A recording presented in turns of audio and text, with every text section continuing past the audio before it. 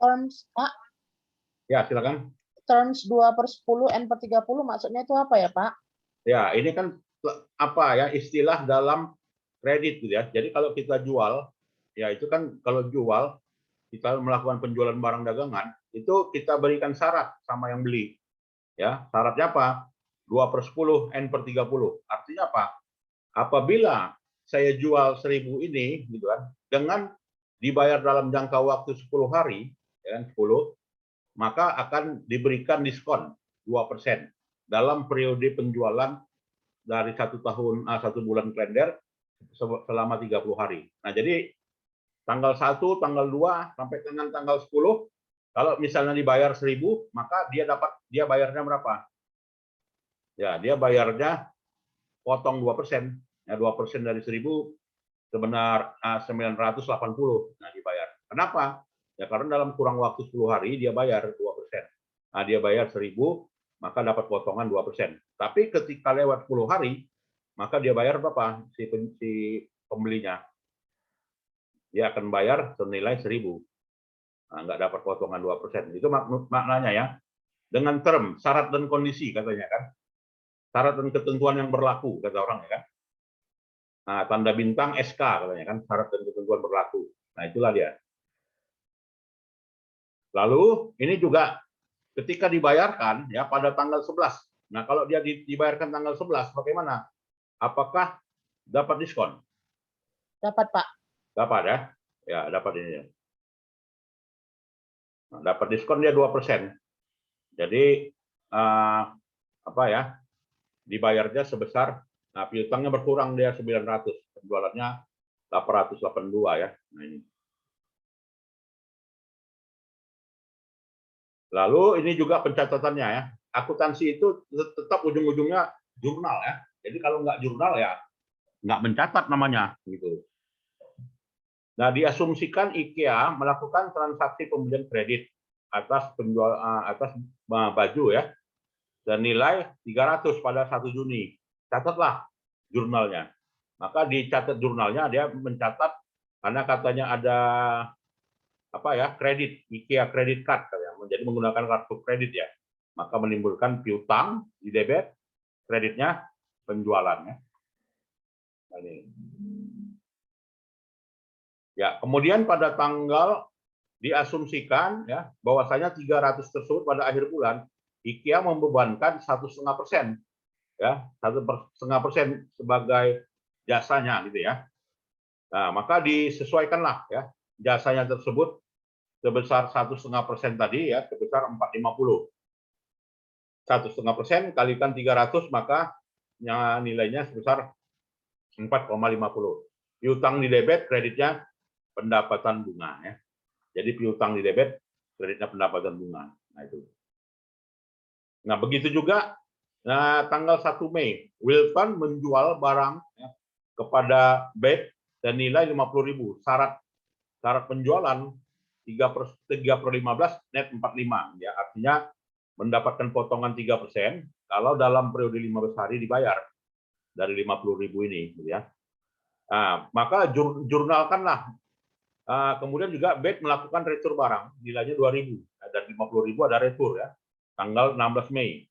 Wilton mencatat bahwasanya pembayaran dari BED tersebut gitu ya di jurnal ya dengan jurnal sebagai berikut. Maka diakui dulu nilai piutangnya, dicatatlah nilai piutangnya. Account receivable 50.000, kreditnya sales revenue penjualannya 50.000. Lantas mencatat retur. Nah, retur gimana caranya? Ya, retur dicatat ya sales return N01 2000 dan kreditnya account receivable. Karena kan barang yang diretur itu kan dikembalikan. Ya karena dikembalikan sementara tadi transaksinya masih dianggap piutang. Ya, maka piutangnya dikredit gitu ya. Maka kalau dia dikredit account receivable-nya letaknya di kredit ya. Nah, ini kan sudah diterangkan oleh Ibu Dr. Rina Bukit ya bagaimana kita memposisikan transaksi debit atau kredit itu bagaimana ya. Kalau asetnya bertambah di debit ya. Kalau asetnya berkurang di kredit. Saldo normalnya di mana? Di debit. Nah kan utang kalau bertambah di mana? Kredit. Kalau berkurang di mana? Di debit. Saldo normalnya di mana? Di kredit. Ya, ekuitas saldo normalnya di mana? Kalau bertambah di mana? Di kredit ya. Kalau kurang di mana? Di debit. Saldo normal di mana? Di kredit. Nah, itu kan udah dijelaskan ya. Nah, jadi untuk retur barang itu Bapak Ibu ya jurnalnya sales return and account receivable. Nah, ini. Ada yang mau kita diskusikan? Silakan. Cukup jelas? Ya, cukup jelas ya. Masalah piutang enggak sulit ya, masalah piutang. Lantas mendapatkan potongan. Ya, dapatkan potongan 3%. Ya, maka mendapatkan potongan 3%, ya 3 dari karena barangnya yang dikembalikan sudah 2.000, lantas dari nilai seluruhnya 50.000, maka 48.000 ya. Maka potongannya dari 48.000. Ya, 48.000 kali 3%, 1.440 ya kan. Maka dikurangkanlah diskonnya dari 48.000 dikurangi 1.400. Maka dapatlah 46.560. Itulah nilai uang tunainya ketika dilunasi ya. Kreditnya apa? Kreditnya piutang. Ini. Lantas kita lihat ya tujuan yang kedua ya, bagaimana penyajian nilai piutang itu disajikan ya atau dicatat oleh perusahaan. Nah, jadi di sini pendekatannya adalah pendekatan penilaian piutang ya. Nah, jadi Bapak Ibu kan sendiri Magister Manajemen Properti Penilaian ya. Nah, jadi ini perlu sekali ya bagaimana menilai secara standar internasional ya. Jadi dalam penilaian piutang itu berdasarkan dua gitu ya, dua kondisi. Kondisinya di mana? Ya kondisinya berdasarkan current asset ya, nilai aset lancar dan juga hasil penilaian yang namanya net realizable value. Nah, atas piutang yang tidak tertagih gitu ya, maka penjualan itu diposisikan ya sebagai suatu yang not being collected, tidak tertagih. Maka sales record gitu ya, itu akan diperkirakan. Yang diperkirakan sebagai apa? Yang namanya bad debt. Nah, jadi untuk yang nggak tertagih ya dikatakan dengan bad debt. Nah, kenapa piutang nggak tertagih? Banyak cara gitu kan, karena debiturnya nggak sanggup gitu kan, atau debiturnya memang sengaja berniat nggak bayar gitu kan, atau juga karena faktor lainnya, debiturnya meninggal dunia kan nggak terbayar kan. Nah, maka bad debt expense lah dibuat sebagai perkiraan yang uncollectible ya, account receivable. Silakan, ada yang mau kita diskusikan di sini, Bapak Ibu? 17 ya. Oke. Nah, untuk piutang yang tidak tertagih ini secara akuntansi internasional ya, itu disisihkan ya atau tidak dihitung di dalam kekayaan perusahaan. Maka bagaimana metode penilaiannya? Nah, metode penilaiannya ada yang dikatakan metode direct write-off method atau disebut dengan metode penghapusan, ya kan? Penghapusan. Bagaimana menghapus piutang? Nah, nanti kalau Bapak Ibu misalnya buka kantor jasa penilaian ya, kalau ditanya, tolonglah Pak hapuskan piutang saya. Nah, kalau dia menghapuskan piutang menurut standar yang namanya standar internasional, dua ini yaitu dikatakan dengan direct write-off method dan allowance method, metode penyisihan dan metode penghapusan. Direct write-off metode penghapusan, allowance metode penyisihan. Lantas di mana sih bedanya antara penghapusan dengan penyisihan? Nah, kalau dia dengan metode direct write-off method gitu ya, itu nilai piutang tidak disajikan berdasarkan pada nilai realisasi bersih. Ya, nilai piutangnya tidak disajikan sebesar nilai realisasi bersih dan juga tidak dapat diterima ya untuk tujuan pelaporan keuangan tertentu. Nah, tapi kalau metode penghapusan gitu ya, nah ini dianggap lebih baik ya ketika dibandingkan dengan perkiraan expense ya. Jadi nilai piutang ya disajikan berdasarkan pada nilai realisasi bersihnya ya. Dan ini ya sesuai ya untuk tujuan pelaporan keuangan tertentu. Ya makanya sekarang kalau bank-bank itu kan, kalau perbankan itu dia kan banyak kredit macet gitu ya. Nah, apakah kredit macet itu dihapuskan? Ya misalkan ada orang ambil kredit 1 miliar, kemudian dalam jangka waktu 3 tahun masa kredit gitu kan, nggak sanggup bayar. Nah, apakah itu kan piutang ya bagi bank. Nah, apakah itu dihapuskan? Walaupun udah di cover asuransi. Disisihkan, Pak. Enggak ya. Nah, ya. Jadi bukan dihapuskan tapi disisihkan. Nah, jadi disisihkan secara metode namanya metode penyisihan yang disebut dengan allowance method. Nah, jadi beda ya antara dihapuskan dengan disisihkan. Nah, kecuali sudah setuju pemegang saham, dan pemegang sahamnya ingin menghapus ya seluruh piutang-piutang yang ada ya, yang udah berumur 25 tahun, 30 tahun.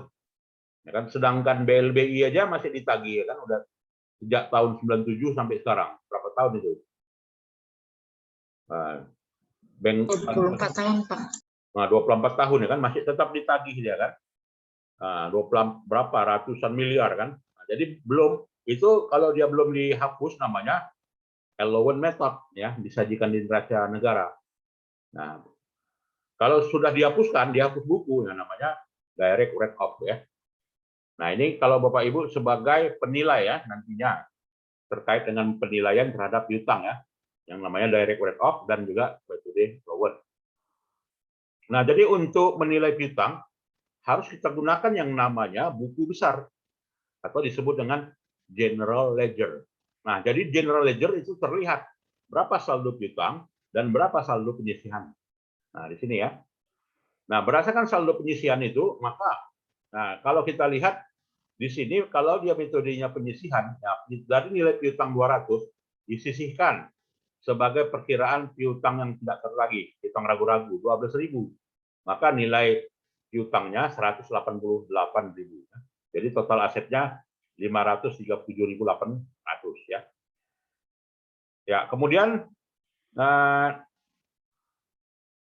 jurnalnya, ya jurnalnya nih, kalau yang udah diakui sebagai adanya penjualan kredit ya, maka account receivable di debit, kreditnya penjualan ya, penjualan atau pendapatan penjualan total 100. Nah itu ya Bapak Ibu. Posting ya, setiap habis jurnal posting ke mana? Ke buku besar ya. Itu kan udah diterangkan oleh Ibu Dr. Rina ya kemarin siklusnya ya, dari jurnal ke buku besar ya. Jadi di sini account receivable-nya di debit, maka di sini di debit ya. Sales revenue-nya di kredit, maka allowance maka di sini letaknya di kredit gitu ya. Nah, ini. Ya, lalu apa ya? Ada adjustment. Ya, adjustment diakui. Nah, kalau dia adjustment, makanya disajikan sebagai ya apa ya, account receivable dan allowance for doubtful account. Ya, itulah dia. Bad debt dan di kreditnya allowance ya, for doubtful account. Nah, ini masalah piutang ya. Nah, di laporan keuangan inilah ya. Jadi yang terkait dengan metode penyisihan tadi, ya langsung ya nilai piutang, kemudian nilai penyisihannya 30, maka 220. Nah, kalau metode penghapusan bagaimana? Nah, kalau metode penghapusan diasumsikan Warden CO itu menghapus nilai piutang saudara Doran ya, sebesar 1.600 sebagai piutang yang tidak tertagih gitu ya. Maka Warden mencatatnya bagaimana? Ya, maka Warden mencatatnya sebagai beban ya, itu ya. Jadi bad debt expense di kreditnya account receivable. Beda dengan metode penyisihan tadi ya kan. Kalau dia metode penyisihan, jurnalnya ini kan, jurnalnya penyisihan, ya nggak ada dibebankan. Nah kalau ini metodenya, kalau dia metode berdasarkan pada penyisihan, apakah punya dampak terhadap laporan keuangan, terhadap apa ya, terhadap laba rugi, ya kan? Nah kalau dia metode penyisihan ya disisihkan aja, ya, jadi nggak ada dibebankan. Tapi kalau metodenya penghapusan, ya, maka menjadi beban perusahaan. Jadi kalau apabila menjadi beban perusahaan, maka laba ruginya atau labanya akan berkurang, ya kan? Karena sudah dijadikan beban ya, bad debt. Ya, jadi bad debt itu mengurangi pendapatan. Nah, kalau metodenya penghapusan ya, direct write off. Nah, itu ya Bapak Ibu. Nah, jadi bad debt kreditnya account receivable itu jurnal standarnya ya. Nah, itu. Nah, kemudian dalam metode penyisihan untuk piutang yang tidak tertagih itu sifatnya estimasi, gitu ya. Jadi misalnya penjualannya 40.000 gitu ya. Berapa yang nggak tertagih? 2%, 1%, gitu kan? Itu semuanya adalah metode estimasi. Nah, jadi untuk yang estimasi diakui sebagai bad debt dan kreditnya allowance, ya. Allowance for doubtful account. Ya. Nah, jadi perusahaan itu akan mendebitnya allowance for doubtful account and kreditnya account receivable pada perkiraan khusus untuk menghapus yang tidak tertagih. Nah, itu ya. Nah, kemudian kalau metode penyisihan untuk piutang yang tidak tertagih itu inilah dia ya, jurnalnya Bapak Ibu. Jadi dijadikan beban ya untuk metode apa ini ya, yang tidak tertagih, bad debt expense, kreditnya allowance for doubtful account. Jadi bukan ke piutangnya ya, tetapi dibebankan. Nah, di laporan keuangan ya, di laporan keuangan dampaknya gini lah ya. Jadi saldo piutang, kemudian penyisihan. Nah, jadi nilai piutang bersihnya 188. 188 ya di laporan keuangan. Oke. Nah, sekarang berikutnya adalah estimasi untuk metode penyisihan tadi ya. Bagaimana untuk mengestimasi penyisihan piutang? Nah, tadi diterangkan di awal, metode estimasinya bisa kita pakai metode persen. Misalnya piutangnya 10.000, berapa yang nggak tertagih? 1%, 2%, ya. Itu dikatakan disebut dengan metode percentage of receivable basis. Nah, percentage of receivable basis itu dibebankan kemana? Ya, dibebankan sebagai bad debt expense. Nah, ya. Jadi dibebankan sebagai bad debt expense. Nah, untuk mengestimasi nilai piutang, maka dibuatlah yang namanya daftar umur piutang. Nah, jadi daftar umur piutang disebut dengan account receivable aging schedule. Nah, jadi ini misalnya si Edet, si Bot, si Kal, si Diker, dan juga si Ebert punya hutang mereka 600 sampai 600. Yang jatuh tempo berapa? Belum jatuh tempo si Bot misalnya, si Diker. Ya, ketika yang udah jatuh tempo, ya jatuh tempo dalam waktu 30 hari, nah disebutkan ya besarnya berapa si Edet. Ya, yang jatuh tempo dalam jangka waktu 61 sampai 92 hari sekian ya. Dalam jangka waktu 92 hari sekian. Nah, jadi menunjukkan estimasi gitu ya. Jadi estimasi berdasarkan pada persentase atas yang tidak tertagih ya dari nilai dari schedule penagihan piutang yang dilakukan kepada 5 debitur ini gitu ya. Oke ya. Dan diposting ya, jangan lupa diposting kemana? Ke buku besar ya. Jadi ketika di jurnal bad debt expense 1.700, maka postingkan ke buku besar bad debt expense ya 1.700. Kemudian allowance for doubtful account 1.700. Ya, masukkan ke 1.700. Ada yang mau diskusi? Silakan. Ya, cukup jelas ya masalah piutang ini. Jadi piutang ini kesimpulannya kalau nggak dihapuskan ya disisihkan. Tetapi pada umumnya kebijakan akuntansi perusahaan menganut dengan metode penyisihan ya. Betul. Oke, kemudian nah inilah ya bad debt expense 2.728 dan kreditnya allowance for doubtful account ya. Di debit ya. Nah ini.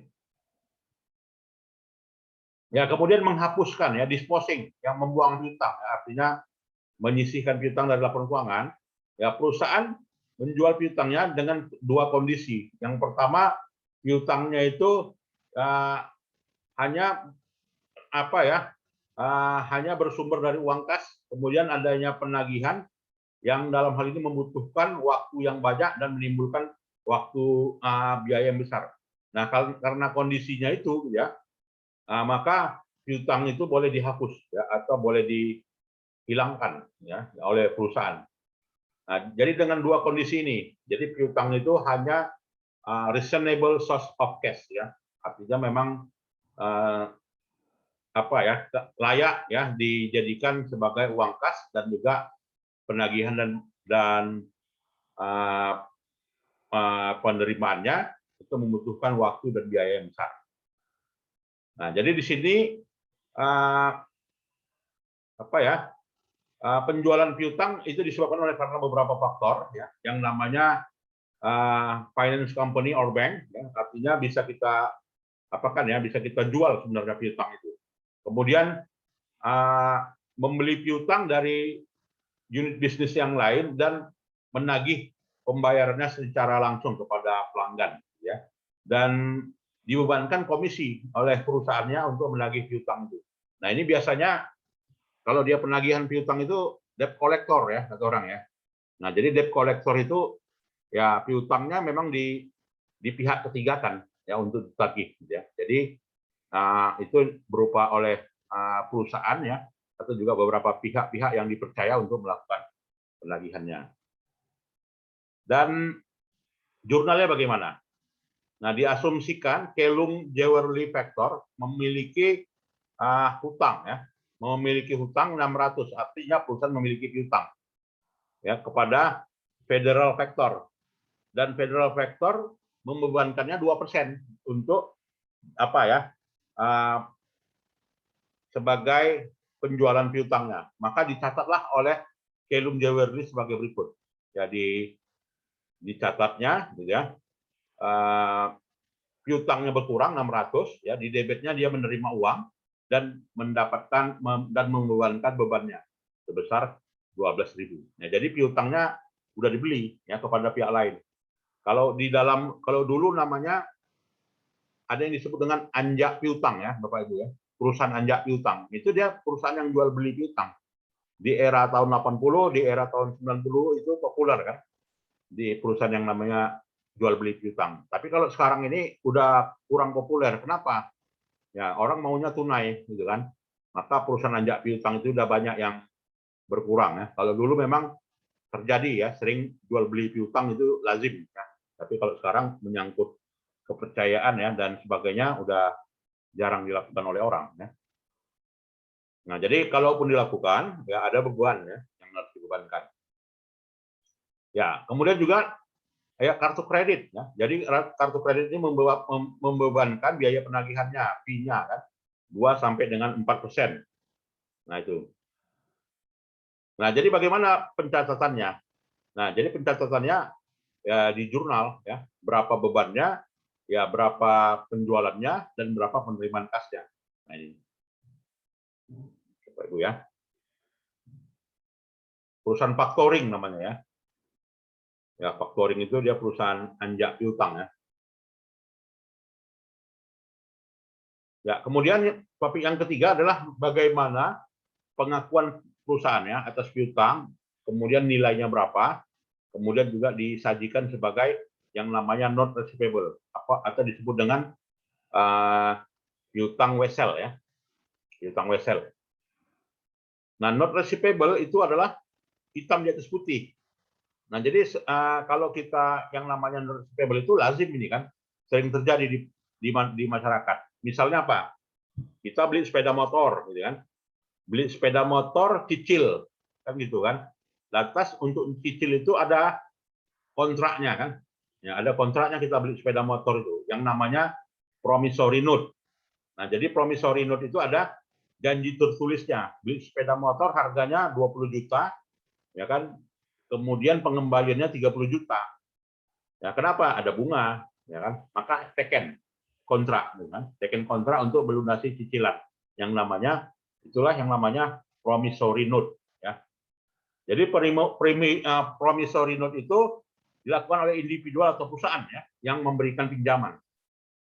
Ya, dan ketika jumlah transaksinya dalam pada periode tertentu itu harus di atas limitnya. Ya artinya rugilah ya kalau orang misalkan produknya harganya 20 juta lantas dia buat piutang weselnya 20 juta. Gimana untungnya? Kan gitu kan. Ya untungnya dilebihkan. Biasanya kalau kita beli sepeda motor hampir 100% ya. Atau kita beli mobil ya kan, beli mobil kredit, beli sepeda motor kredit itu kan jumlahnya harga mobilnya 200 juta tapi ngelunasi cicilannya 400 juta. Kan gitu kan. Kenapa ya? Karena ada bunga. Ya, ada jumlah yang dibebankan ya sebagai jasa gitu kan, pada janji tertulis. Nah, jadi piutang wesel itu di situ tertulis ya, di sini jumlahnya, di sini tanggal weselnya, Ya, di sini bulannya, jatuh temponya, ya. Kemudian siapa pembayarnya, jumlahnya berapa, bunganya berapa, kemudian yang menerimanya siapa. Ini namanya piutang wesel, ya, not receivable. Dan ada nilai jatuh tempo, ya, atau nilai yang sudah ya jatuh tempo namanya maturity date. Jadi maturity date itu adalah suatu catatan di mana disajikan dengan 3 kondisi. Kondisi saat demand, ya kondisi disajikan pada tanggal tertentu, dan disajikan pada akhir periode, ya. Jadi akhir periodenya itu bisa berupa bulanan atau juga bisa berupa harian, ya. Nah, jadi di situ dihitung bunga, ya. Bagaimana cara ngitung bunga? Ya ini. Ya, jadi kita menerima wesel, ya menerima wesel 730, bunganya 12%, dalam jangka waktu 120 hari bayar. Maka 120 hari bunganya berapa? 29,20. Pinjam 1.000, bunga 9% dalam jangka waktu 6 bulan. Maka bunganya berapa? 45.000, ya. Pinjam 2.000, bunganya 6% dalam 1 tahun pinjaman. Bunganya berapa kalau didolarkan? Didolarkan 120.000 Hongkong, ya. Nah, itu. Nah, mengakui piutang itu ya inilah ya. Jadi dengan cara ya yang sebelumnya apa ya diakuilah sebagai piutang wesel, ya, not receivable di debit timbul, dan di kreditnya not account payable, ya, account receivable, ya, piutang usaha sebesar 1.000. Nah, ini kalau kita melihat bahwasanya adanya pengalihan, ya, dari piutang usaha ke piutang wesel, ya, jurnalnya ini. Itu, ya. Dan untuk menilai piutang, ya, dalam jangka waktu pendek, ya, itu disajikan berdasarkan pada yang namanya nilai realisasi bersih. Ya, nilai realisasi bersih apa? Nilai realisasi bersih kas. Ya. Nah, itu. Dan menghitung bunga, ya inilah kita lihat ya, bagaimana jurnalnya menghitung bunga. Jadi ada bunga terutang, ada bunga pada saat pembayaran, ya. Nah, ketika terjadinya diakuinya bunga, itu sudah yang namanya transaksi accrual, ya. Jadi Bapak Ibu namanya ada disebut dengan accrual basis, kemudian ada cash basis, ya. Jadi cash accrual basis ketika kita melakukan transaksi, ya udah tanda tangan kontrak, lantas ada nggak pengakuan itu sebagai pengakuan diakuinya bunga terutang? Ya, bunga terutang itu namanya pengakuan yang disebut dengan accrual, ya. Nah, jadi ini contohnya ya kita apa ya interest receivable, ya, bunga piutang 300, kemudian pendapatannya sebesar 300. Oke, ya. Nah, itulah yang boleh kita simpulkan, ya, dari topik ini Bapak Ibu, ya, bahwasanya piutang tersebut, ya, bisa diakui pada saat timbul, ya, kemudian pada saat pelepasan, ya, kemudian juga pada saat pengakuannya, ya, penghapusannya, atau juga penyisihan dari nilai piutang tersebut, gitu, ya. Oke, jadi metode yang mana? Ya, metode yang mana itu diungkapkan, ya. Apakah dia mau pakai direct write off atau pakai metode penyisihan, gitu, ya. Nah, itu semuanya diungkapkan, ya, sebagai kebijakan akuntansi perusahaan. Nah, itu. Silakan Bapak Ibu, ada yang mau kita diskusikan di sini lagi terkait dengan piutang?